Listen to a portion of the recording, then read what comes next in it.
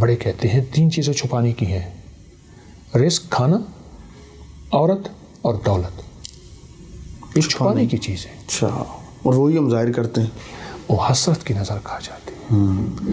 پہلے تو اس اسباب پہ نظر رکھیں، اسباب پہ نظر رکھیں۔ ٹھیک ہے۔ دوسرا پھر اس کی حفاظت ہے۔ آیت الکرسی کی پہلی آیت 100 دفعہ، اللہ لا الہ الا هو الحی القیوم، اس کو 100 دفعہ پڑھیں وجدان سے، پھر آیت الکرسی پڑھیں۔